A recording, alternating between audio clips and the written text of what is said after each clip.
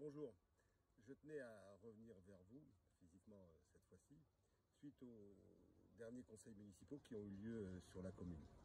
Alors vous savez que celui du mois de juillet a été particulièrement houleux, vous l'avez peut-être suivi sur internet, parce qu'en fait je suis intervenu sur des sujets classiques, tels que le droit du sol tel qu'il est exercé sur la commune, et d'autres sujets.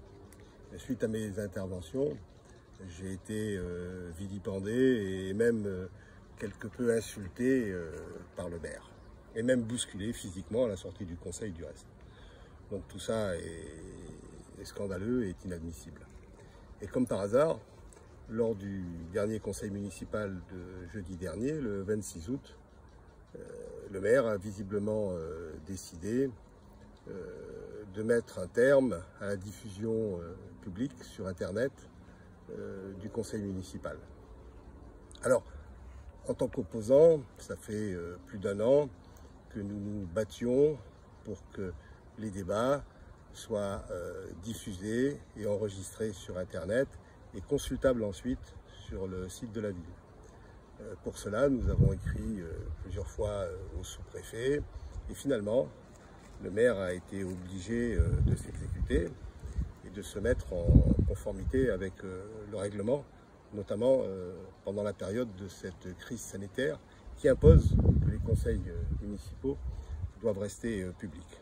Alors, ce recul de démocratie et cette absence à nouveau de transparence est tout à fait préjudiciable et j'en appelle au maire de maintenir à nouveau la diffusion publique sur Internet des débats et des enregistrements et de façon tout à fait pérenne, même après la crise sanitaire.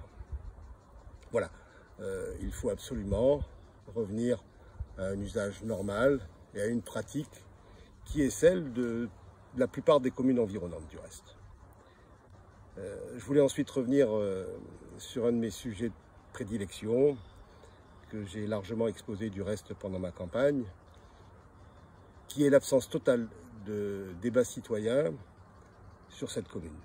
En effet, depuis très longtemps, le maire a pris l'habitude de prendre ses décisions seul et de les imposer à sa propre majorité et bien sûr à la commune. Alors, bien sûr, je ne dis pas que toutes les décisions doivent être précédées d'une consultation citoyenne. Mais tout ce qui impacte votre vie, tout ce qui engage des fonds publics, vos impôts, de façon colossale sur la commune, chaque fois que vous êtes concerné en fait directement par une décision qui va être prise, il doit y avoir une consultation citoyenne et c'est facile à mettre en œuvre sur la commune.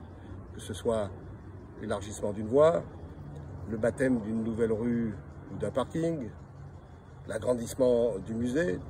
Êtes-vous tous d'accord et majoritairement d'accord avec ce qui se passe? Finalement, personne ne le sait réellement.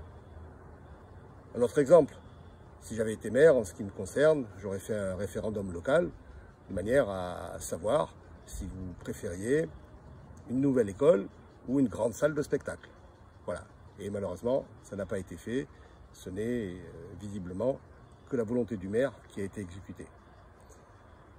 Voilà, j'espère que tout cela changera à terme.